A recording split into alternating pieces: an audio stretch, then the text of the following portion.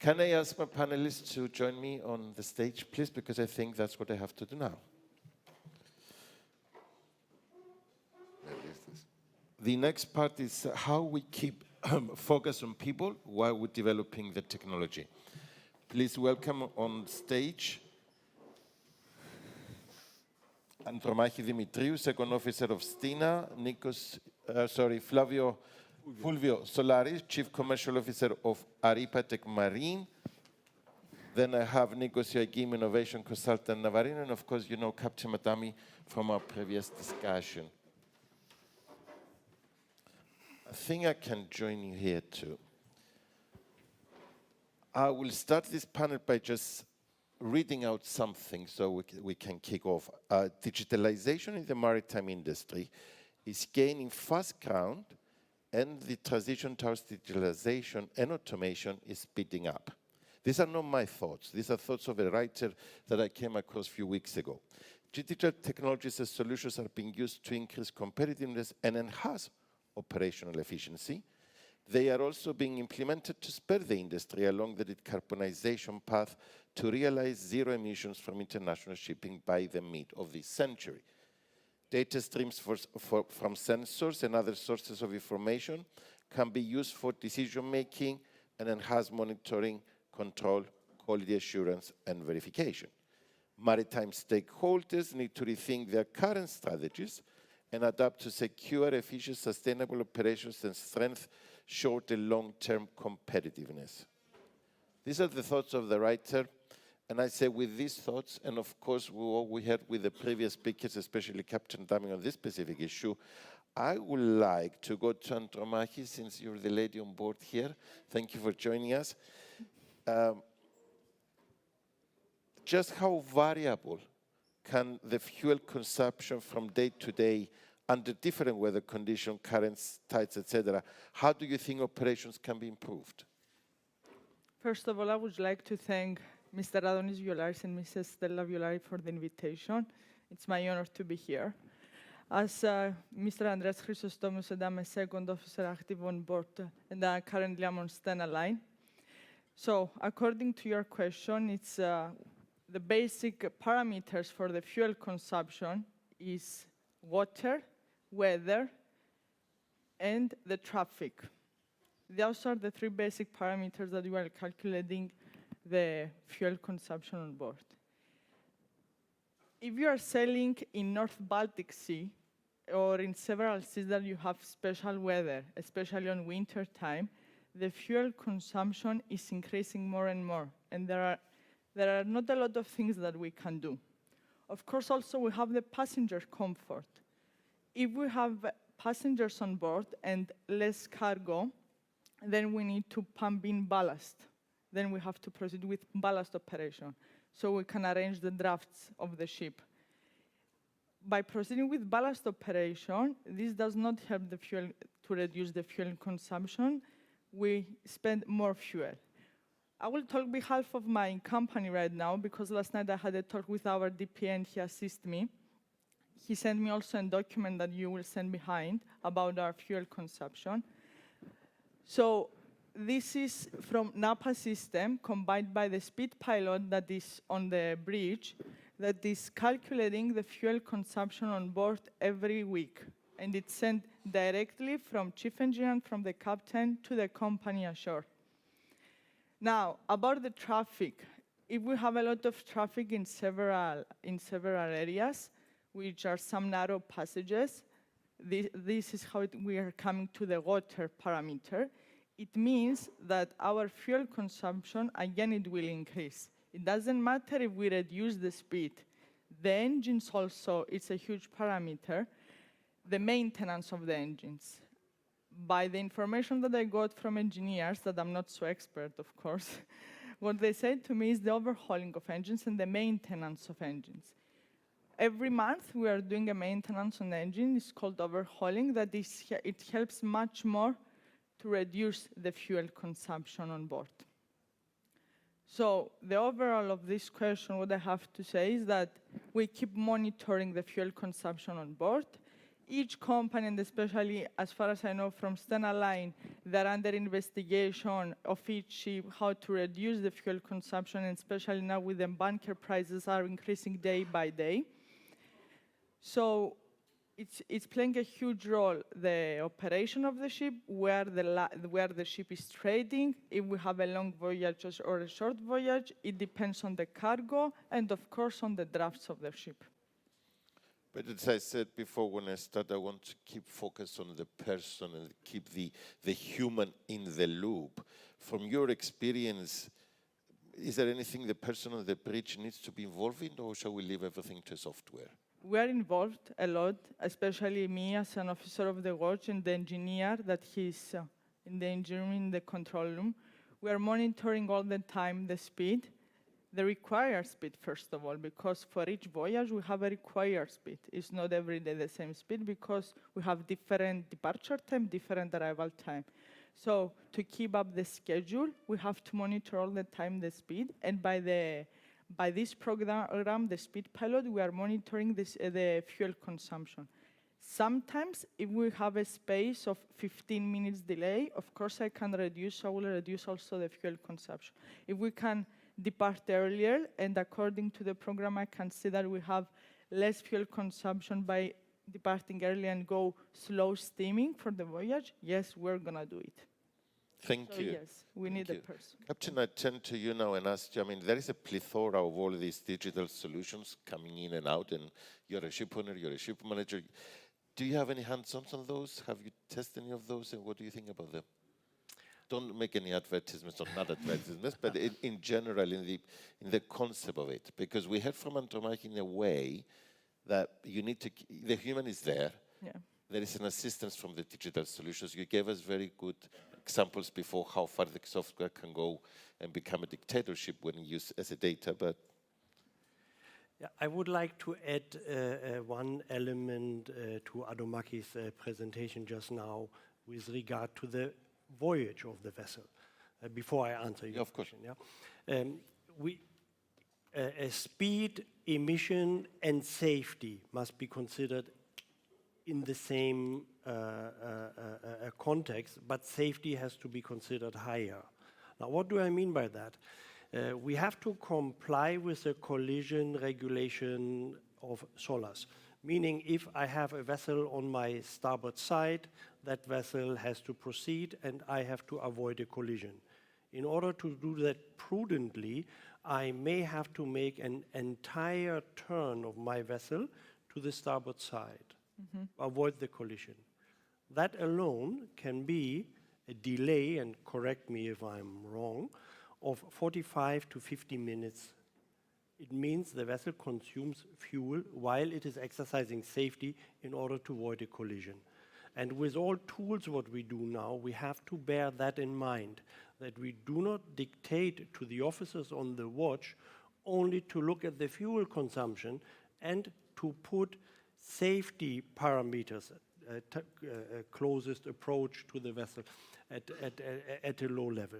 So please bear safety in mind. Now, with regard to your question, yes, the technology is there and the technology helps. The most important assistant for ship crews is to inform on the dynamic trim of the vessel. We all know when the vessel has completed loading operation, the trim is static, and that trim will substantially change once the engine are deployed and the propeller is running. We come to a dynamic trim. And during the sea passage, under the dynamic trim, we should have the least friction, meaning our software, which helps us to calculate our stability, our loading master software, must be combined with the friction and the dynamic trim. This is bringing at least 7% of efficiency. Thank you. But there are different systems on ships and different softwares on shore. Yeah. Can these onshore softwares cope with the different systems that we have on board? Well, Can it speak with everybody, let's say? well, in the container industry, that has been perfectionized because the container industry decided on a certain standard how the stability information is exchanged between the vessel and the terminals and the companies. In the tanker industry and in the break bulk, project cargo, and bulk industry, this is not the case. We have a huge fragmentation of different stability softwares, and companies are using different things. It comes at a cost when you buy a vessel and you change the stability software in order to have a fleet-wide approach. And we are too fragmented in order to have really, like in the container industry, a solution which works across the industry. Thank you. Standardization there will help. Exactly. Thank you. Fulvio, your solutions from Aripet have been out for a long time. Yeah. And is it possible to explain to us how your company keeps up with the transition, this digital transition? I mean, I'm sure every day you get on and say, well, I would like to have something that does not exist. Absolutely. No. So my company is in the market for more than 40 years, so we started at the very early age of digitalization, even if at that time that was not the name. What we can do now is to support companies in solving problems. That's our mission. Big problems or small problems.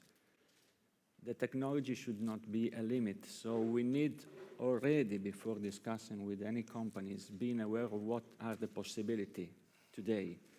Because, for example, if we think of the capabilities in communication, we need to approach shipping company by enabling them to also change the approach and disrupt the classic idea of having a system installed on board, for example, because now the cost and the possibility of communication enables also not to have anything on board. And we always keep in mind that we cannot be expert at everything. Nobody is expert at everything. So we are focusing on very specific topics. And thus, we need to be open to collaborate, of course, with the shipping company, who is the leader in this process, together with us, but also with our providers. So all the solutions should be open in order to be part of an ecosystem and give data and power to who runs the vessel, who knows what the issues are, to take decision, take action, and make some strategies. And then we come us, so the software providers. Once we understand the problem, a big one or a small one, when there is a waste of time, a waste of energy by people on board doing things in not an efficient way, then we come into place, and that's our job, to find the right solution for the problem with open mind and, of course, with always keeping update with the technology and the regulation. Thank you. Nikos, I come to you now and ask, has the demand for collaboration have grown in the last few years? I'm sure COVID played a major role to it, but also has the pricing become a stronger issue? I mean, do people want cheaper or more expensive stuff? And do we need faster, more accessible port policy? Yeah, indeed, the demand for collaborative approaches and solutions has increased over the last years. This is mainly due to the capabilities the SATCOM industry provides to the maritime industry. If we didn't have the connectivity, which is the enabler of all things on board the vessel, we wouldn't have these possibilities there. So it's definitely, there is a great demand. And the thing is that we have such demand that we can say with a lot of certainty that at some point we may reach a limit of what the current systems can provide. That's why we see from all the companies in Mossad and other players to announce expansions of the network, new services, LEOs, lower latencies, higher bandwidth, different models of bandwidth. And this is something that we definitely need to look out in the future. Thank you. Listening to all of you, we understand that we need to have the human being interactive. We must have the software or the digital solution providing us assistance. But with my experience, most of these digital solutions are ship-centric. They are focusing on making the ship more efficient, more safe, whatever you might call it. And then you arrive in an agnostic port. Does it have any digital solution? It doesn't inform you. If they're ready, you have no idea. And then we still go back to the Colrex idea. We go around and round, or we stay whatever, and we're pumping out oil and we're emitting CO2s. I'm addressing now two different categories of people on my panel. The ones that are providing solutions and the operators, let's say. From the operator's point of view, do you have any ambition to have digital solutions that actually make that a smart port helping you from your side as an arrival or a departure operator? And when it comes to the solution providers, do you have that ambition that eventually we need to have solutions that they address the whole system? I mean, my ambition is to address even the lorries arriving at the port, the trains that they load, and I go beyond to the hinterland. But I know I'm a big dreamer, but it happens to me sometimes. Andromachi, what's your point on that? Okay, because I'm a loading officer now, I can tell you that a lorry cannot park by himself. They barely can park with even our navigational skills in the loading. My opinion is still that even if we proceed to a shipping autonomous, in the whole industry to be digitalized, and even the ships that they're already in the market that they're autonomous, we're gonna still need human in the loop. Let's go in a more practical way according to the safety that Captain Adami said. When you have a program, you set it up according to some parameters. And this program is acting according to these parameters, exactly. But if we come in real life, like I had it in front of me, open sea, ocean, and I had 25 sailing boats. And it was tricky because in 10 minutes I had to alter a little bit to starboard, later a little bit more to port, and it was much more tricky. Also, when we were entering in the narrow passage in Gotland in Sweden, again, I had 13 sailing boats, and I had also NATO ships in my starboard side that they were proceeding with the exercise and they wanted us to involve. So yes, with these kind of parameters, we're gonna need the human in the loop. And of course, as humans, we're gonna be, and of course as seafarers, we're gonna be more happy to see more digitalization, especially for us. It will make our life more easier, and it will improve more our critical thinking. I strongly believe that. Captain? We need technology to assist the seafarers to take the right decision. And Andromachi is absolutely correct. We have the pleasure industry, we have the navies, which also take part of the navigation, but also we have the deep ocean navigation, and this is the long period where the ships are moving. And technology will help us. What kind of technology? I agree with Fulvio. It needs to be an open technology so that the evolving new products can plug on to that what is already existing on board. We cannot always throw away what we already have. And that's why we have to go away from proprietary systems to open standard systems, allowing later to connect the dots. And this was an excellent presentation from the Angelusis group, by the way, how they have done it. But the issue what you will face with your solution is you are locked into your solution. So if a few years later new things are coming, it will be difficult for you to adopt to these new things. So that's why my plea to the solution providers is open standards. And with regard to the regulators, give us more motorways of the seas, give us more regulated traffic lanes, which I know they are being created, and they are a tremendous assistance towards safety, get us more, and also in those places which you mentioned where we are under-regulated. Fulvio, please. Yes, I reconnect to what Captain stated during his presentation is very much a cultural change.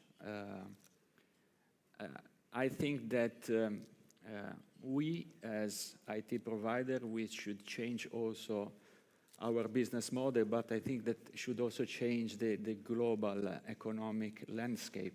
I mean, we as IT providers should enable as a layer to provide and share data coming from manufacturer or coming from, for example, the ships. So in order for us just to share according to specific condition data to the various actors, so the manufacturer, the shipyard, and the shipping companies. But today the landscape is not like that because there is still too much business-centric approach in all the actors of this ecosystem. Also the IT providers, but also the manufacturer, etc. Imagine of the difficulty if you try to collect and have access to data that should be owned by the ship owner from a manufacturer in order to make some analysis on performance or other things. It is very, very difficult. So the collaborative approach should be something that impact on a cultural change, as the captain stated. Thank you.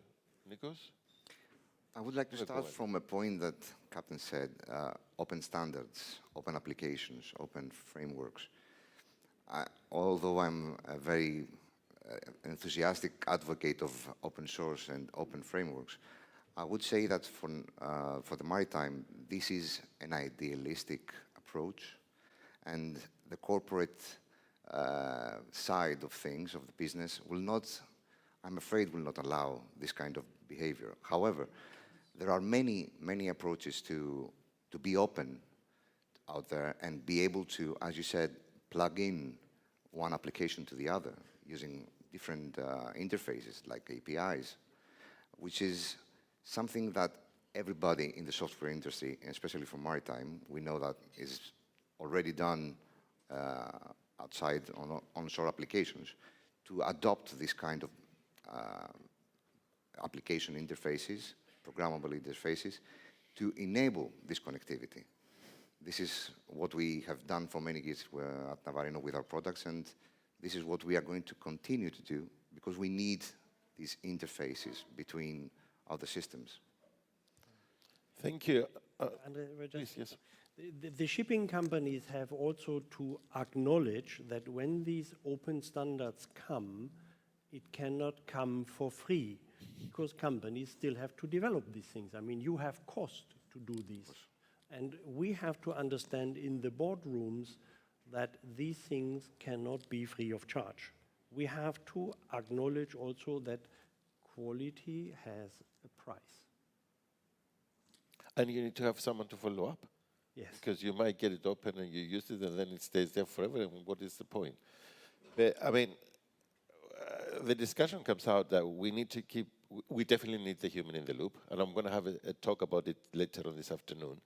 We do need to have software providers providing us solutions that they can live the time. And Fulvio was very right that maybe you need to change culture as well. The captain pointed very well. We need to change culture as an industry. It's one thing to adopt the solutions simply because we're stuck in the house, because COVID was going around and couldn't go anywhere. Because doing that, it's what I call an exogenous force to do it, not because you change your culture. If you find the way to drop it off, most probably you do it. But I am sure that some of you might have some questions for my panelists here, and I want to see some hands raising. Because I'm sure you don't have all the solutions that you need. And I have people here that they're using the solutions and they told us that, yes, they're there, they're doing their job, we want them to improve them. They cannot replace anybody, but they still be an assistance. The developers told us that they do have solutions. They need to change their model, maybe business model, but it's the whole economic forum that doesn't give that approach. And of course, the providers more or less agree with that. Can I speak now? Sorry. Oh, yes, please. Hello. Good morning, everyone. My name is Captain Nestor Grigoropoulos. I'm from Sea Traders, Mr. Prokopiou Group of Companies, and I have a question about digitalization and how ready are the crews on board to move forward to the new era. And concerning, you know, we all know that people tend to afraid changes. What has a company to do to teach all dogs new tricks? Thank you. Who wants to take that? I had that question last week, but it was from Digital Solutions. It was about the seafarers, and it was a question. We had the so-called alternative fuels ships ready, and someone says, but we need to have the seafarers ready. So there is no general answer to your question because our industry is too fragmented. When I go to the oil and gas industry, the tanker industry, the seafarers are very well advanced and they are able to handle digitalization because it is part of their day-to-day business.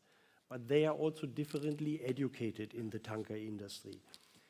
When we come to ordinary shipping, bulk carriers, general cargo vessels, the crews are not ready for digitalization because the companies are not ready. We are in the beginning of this cultural change, and the answer is some seafarers are ready, but the majority is not ready. anyone else? Because from my point of view, apart from agreeing with the captain 100%, either you have an in-house policy to train the people to embrace and know how to use the technology, or we're going to go back into the books and change STCW, which is the training standards for seafarers, and say, for sure, now you have to learn A, B, and C. But if we do that, can you imagine how many things we can ask them to do? Learn how to use urea in the scrubbers, make sure you're a biologist for your a balanced water system. So are we looking for a captain now or someone who has a degree in every single science? But thank you for the question. That was very good. I see nobody else. Yes, please.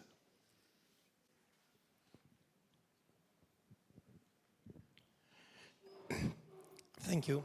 My name is John Patnios from Karasalas. I'm not technical, I'm not ICT, I'm in finance. So my question is regarding the cost. Not the cost of development, but the hidden cost of digitalization. As you know, this process creates information, and the value of information maybe has hidden cost as some information may be useful from ship owners or charterers, or in contrast, maybe a trade door for crew. Do you know that for engineers, damage in engine that's automatically reported to the shore base, to the office? How can we manage all this process and to avoid more expenses of hires or other? Who wants to take the floor?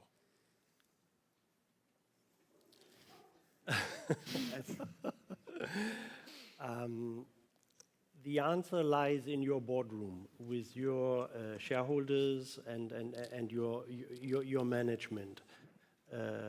They are setting the policies for safety, for training, and there is where you have to address these items.